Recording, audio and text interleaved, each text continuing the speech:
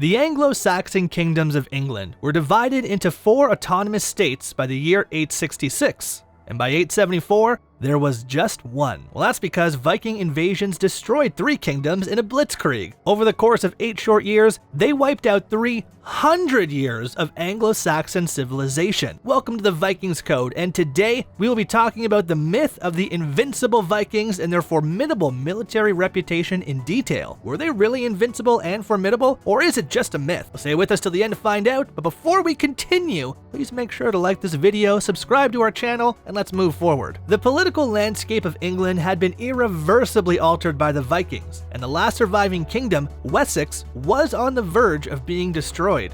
An army of Scandinavians drove King Alfred into the Somerset marshes in 878, and his kingdom was captured by them. Because of the rapidity with which this devastation occurred, we are left with the impression that the Vikings were indestructible and excelled their Anglo-Saxon adversaries. Even the final Anglo-Saxon recovery under Alfred and his son Edward the Elder was unable to refute the notion of Viking opponents who, for a substantial length of time, seemed to be in a position of overwhelming strength. In 789, the Vikings made their first appearance in the historical record. In the same year, a shipload of thieves came to Portland, Dorset, and murdered the king's reeve, the local royal agent. He ordered them to report to his headquarters in Dorchester to sort out their credentials for entering the county of Wessex. Vikings did not go down well to being ordered anywhere. It served as a preview of what was to come. Viking invasions on England increased in frequency and severity in the years after 789. They concentrated their efforts on coastal monasteries and commercial communities. Both movable plunder and civilian populations that might be enslaved drew them in,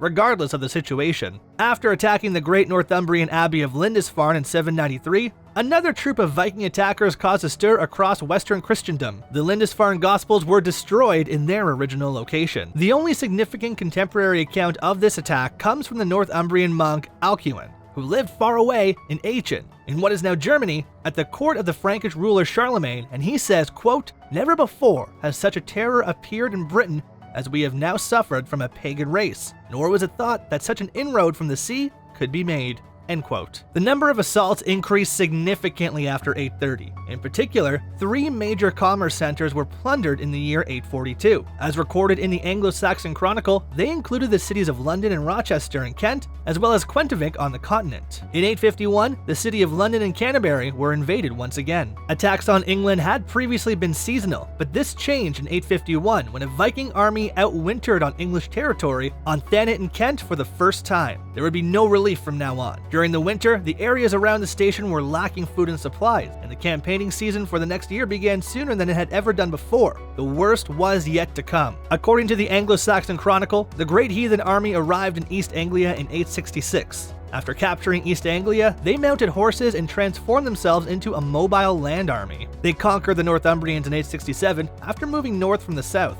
In 868, they went south to Nottingham with the goal of conquering the Midlands Kingdom of Mercia, which they did. For a while, the Mercians were able to keep them away with the assistance of neighboring Wessex, but in 870, the Vikings were able to return to East Anglia. They assassinated the kingdom's ruler here. Then, in 871, they launched an invasion on Wessex, capturing and occupying Reading. Despite the odd setback, their achievements grew in number. During the year 874, they succeeded in deposing the king of Mercia. In the years 876 and 877, the hammer descended once again on Wessex. In January 878, Viking attackers came within inches of capturing Alfred of Wessex at Chittenham in Wiltshire and were barely unsuccessful. He was forced to retreat into the Somerset marshes, and the Vikings took control of the Kingdom of Wessex. Viking armies were unquestionably spectacularly successful. Their Anglo-Saxon adversaries, on the other hand, were skilled and experienced in battle. When it came to armament and battlefield tactics, both sides were similarly matched against one another. Seaborne assaults, horse transportation, and loosely affiliated raiding parties combined to create a Viking offensive force that was swift, agile, unexpected,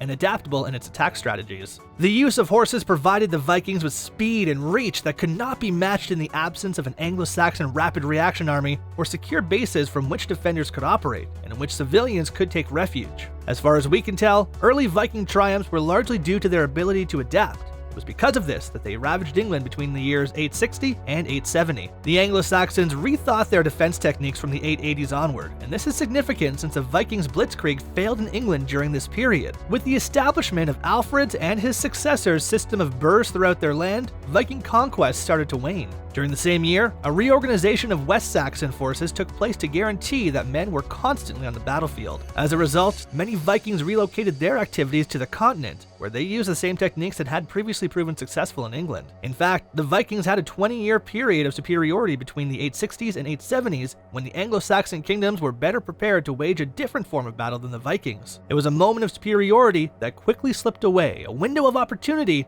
that was quickly closed on the world. The Vikings had benefited from the inherent advantage of an aggressive invader, whose own towns and non-combatants were securely out of harm's way and safe from retaliatory action on their part. However, as the early period of raiding in England gave way to settlement in England, the Viking villages themselves became vulnerable. The transition took place about the year 890. It is in this time period that we first read of Viking soldiers being forced to protect their own families against Anglo-Saxon invasion, as well as of Viking non-combatants being captured by Anglo-Saxon forces. Over time, the Frankish rulers attempted a variety of strategies, including paying off Vikings, converting them to Christianity, allying with their leaders, stirring them against one another, and simply ignoring them in the hope that they would go away. A Norwegian invader by the name of Rollo was eventually awarded territories in northwest France in exchange for converting to Christianity and pledging devotion to Charles the Simple, King of West Franks. Since this region included a stretch of the Seine, Charles had established himself as a suitable Norse plug to deter other northern pirates from sailing up the river and raiding areas farther interior. Because neither Rollo nor the Franks wanted their newly acquired territory overrun by riverborne looters, the king sent an assassin to track down a thief and bring him to justice. Now, Rollo was a Christian, and he would never assault a monastery again. And since he reported directly to the monarch, he was always on his best behavior. In the months before settling into the new job, Rollo and his men switched allegiances a few times, plundered the shoreline, and generally became a nuisance for everyone around them. On his deathbed, Rollo is reported to have sacrificed slaves to the pagan gods Odin and Thor, even though he had converted to Christianity. Indeed, old habits die hard. Throughout the 10th century, the West Saxons progressively retook control of all the Viking settlements in the east and northern parts of England. So where had the Viking invincibility vanished to? It was as though the playing field had been leveled, and the Scandinavian populations in England found themselves powerless to fend off the military offenses launched against them. A similar situation could be observed in the Viking homelands, where, in the late 11th century, the Danes found themselves facing enormous casualties as a consequence of invasions by the Wends. These were Slav tribes of the southern Baltic shore. The Danes were no more successful in defeating them than the Anglo-Saxons had been when they were confronted with similar Viking raids 2 centuries before. So this wraps up today's video. We hope you've enjoyed it, and if you have any questions or thoughts, please let us know in the comments section.